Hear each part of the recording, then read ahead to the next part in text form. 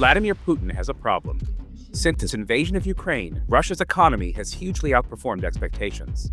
Despite facing one of the tightest sanction regimes in modern history, it has undergone its fastest expansion in more than a decade. But the cracks are finally beginning to show. Most of the world's central banks are cutting interest rates, but Russia is hiking them hard. In October, rates hit 21%, the highest in 20 years, and they're expected to climb even higher. These interest rate hikes are partially a reaction to the plummeting value of the ruble. Russia's currency collapsed in November.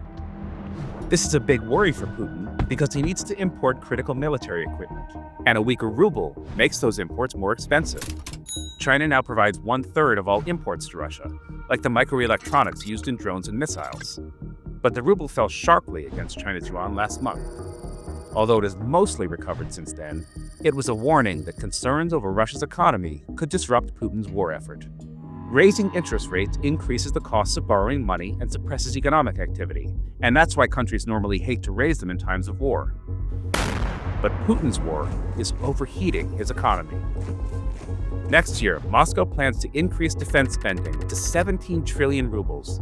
That's 40% of its entire budget, and 8% of GDP, the highest level since the Cold War. This level of spending isn't unusual for wartime economies.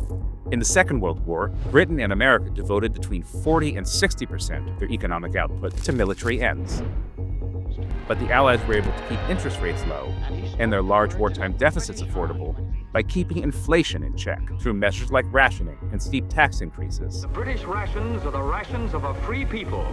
But those policies aren't politically acceptable to Putin. They would be deeply unpopular and difficult to square with his propaganda that the war is going as planned. Conscripting prisoners and hiring North Korean soldiers is an unconventional indicator of a hot jobs market, but it is one nonetheless. Wartime spending has used up spare capacity in Russia's economy. Unemployment is down to just 2.4%, and inflation is running at over 8%. This combination of lower investment and manpower lost to the front means economic growth is projected to slow sharply next year.